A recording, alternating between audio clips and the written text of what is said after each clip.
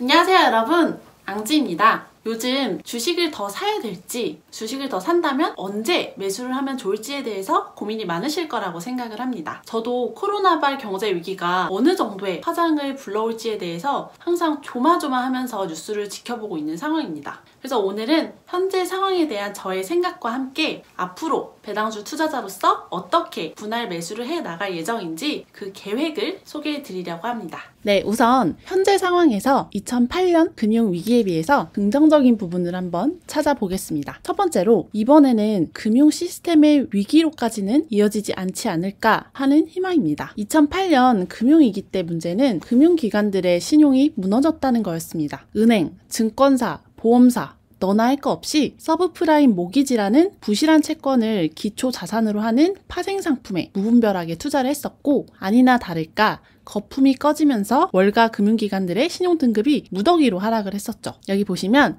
이 신용 스프레드 값이 높으면 높을수록 회사의 신용도가 낮다는 의미인데 2008년, 2009년 금융위기 때 치솟았던 걸 볼 수 있죠. 그렇지만 다행인 건 그때 이후로 규제를 단단히 조여놨습니다. 당시에 도드-프랭크법이라고 하는 금융 관련 법이 신설이 됐었는데, 내용을 한마디로 요약을 하자면 월가 금융기관들이 고위험 파생상품에 많이 투자를 하지 못하게 손을 묶어버렸습니다. 그나마 트럼프 정부가 이 법안 때문에 금융기관들이 돈을 벌지를 못한다라면서 규제를 막 풀어주려던 참이었는데, 이렇게 코로나발 경제위기가 터지게 된 겁니다. 물론 지금 이런 금융기관들이 아닌 일반 기업들의 신용 리스크가 걱정되는 상황이긴 합니다. 여기 신용 스프레드를 보시면 살짝 올라오고 있는 걸 보실 수 있죠. 만약에 이 스프레드가 이렇게 위로 올라가는 상황이 오면, 그러니까 기업들이 부채를 상환하지 못하는 상황이 오면 더 심각해질 수는 있습니다. 그렇지만 최근에 정부가 나서서 이 신용등급이 낮아진 기업들도 문제없이 자금을 조달할 수 있도록 지원을 하고 있는 상황이니까 2008년만큼 심각한 신용 리스크로까지 이어지지는 않지 않을까라는 생각이 듭니다. 그리고 두 번째는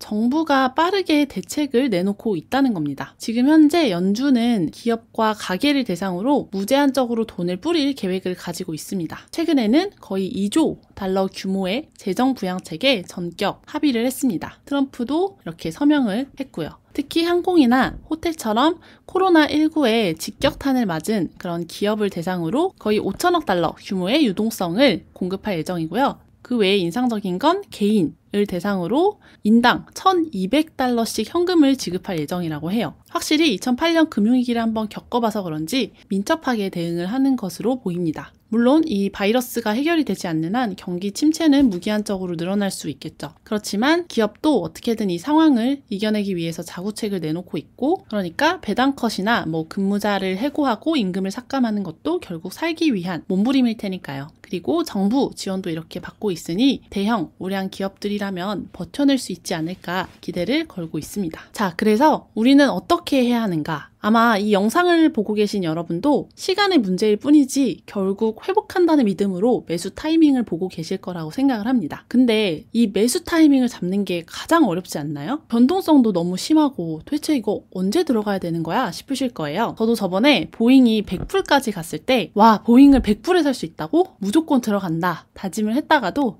근데 더 떨어지지 않을까? 배당 보류까지 했는데 좀 더 기다려볼까? 고민을 하다가 결국 못 들어갔거든요. 근데 고민할 틈도 없이 한 번에 이렇게 160불까지 올라가는 걸 보면서 와, 이렇게 기회를 놓치는 거구나 생각이 들었어요. 물론 이제 시작이기 때문에 다시 떨어질 거다라고 생각을 하지만 저의 미래를 잠시 체험을 해봤다고 할까요? 게다가 좋은 기업 주식을 좋은 가격에 사놓고도 확신이 없으니까 더 떨어지지 않을까 싶어서 조금만 이득 보고 또 팔게 되더라고요. 이게 다 기준이 없기 때문에 계속 흔들리는 거다라고 생각이 들었습니다. 그래서 제가 해야겠다라고 마음을 먹은 건 적정가의 기준을 정하고 그 기준에 도달하면 기계적으로 매수를 해야겠다라는 거였습니다. 그러니까 나를 AI로 만들어 버려야겠다라는 건데요. 그 구체적인 방법을 소개해 드릴게요. 우선 첫 번째로 평소에 사고 싶었던 종목 리스트를 적어봅니다. 그동안 비싸서 못 샀던 기업이면 더 좋겠죠? 그리고 두 번째로 종목별로 적정가의 기준을 한번 잡아봅니다.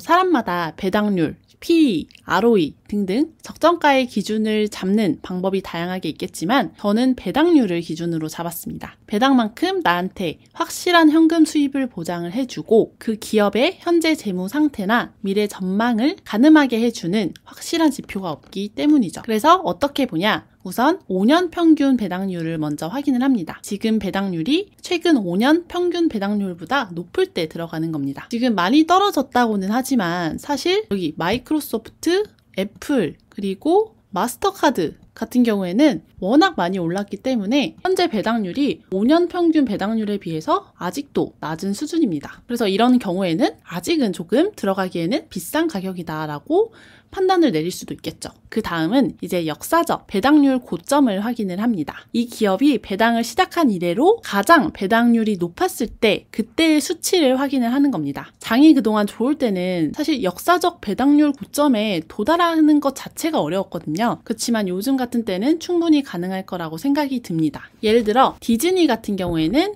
역대 최고 배당률이 2009년 금융위기 때 2.25%였습니다. 그리고 스타벅스 같은 경우에는 2018년에 2.94가 최고 배당률이었고요. 그리고 존슨앤존슨 같은 경우 2012년에 3.95가 역대 최고 배당률이었습니다. 그러니까 디즈니는 2.2%대에 진입을 하고 스타벅스는 한 3%대 오면 진입을 하고 그리고 존슨앤존슨은 한 4%대에 오면 진입을 하면 되겠다라고 기준을 세워볼 수가 있는 거겠죠. 그 정도 되면 역사적으로 봤을 때도 저렴할 때 들어가는 거다라고 볼 수 있겠습니다. 그런데 그러면 이 역사적 배당률에 도달하기 전까지 기다리고 있어야 되냐? 그렇지는 않다고 생각을 합니다. 왜냐면 이번 금융위기 때 그 기록을 갱신하리라는 보장이 없기 때문이죠. 마이크로소프트 같은 경우에는 2012년에 역대 최고 배당률이었습니다. 3.48%. 그치만 그때는 마이크로소프트에 대한 비전을 보지 못하는 상황이었죠. 그렇기 때문에 가능한 배당률이었을 수도 있습니다. 그래서 이런 경우에는 기준을 좀 더 나눠볼 수 있다고 생각을 해요. 일단 5년 평균 배당률인 2.13% 정도에 한번 들어가고 그 다음에 2.5%에 또 들어가고 3%대에 또 들어가는 식으로 분할 매수를 하는 겁니다. 이런 식으로 종목마다 다 사정이 다르기 때문에 기준을 다르게 세우시길 권해드립니다. 물론 바닥은 알 수가 없기 때문에 또다시 이 역대 최고 배당률을 갱신할 가능성을 염두에 두셔야 됩니다. 그렇기 때문에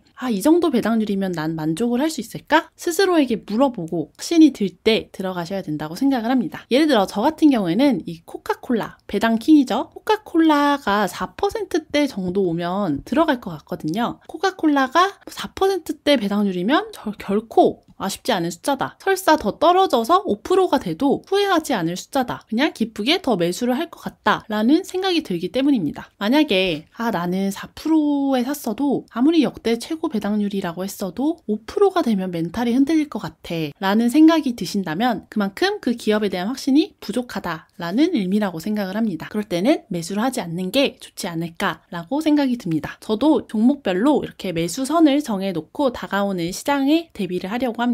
이 자료는 제 자료실에 올려줄 테니까 필요하신 분들은 다운로드 받아서 사용하시면 되겠습니다. 그럼 오늘은 여기까지 하도록 하겠습니다. 모두 성투하시길 바랄게요. 안녕!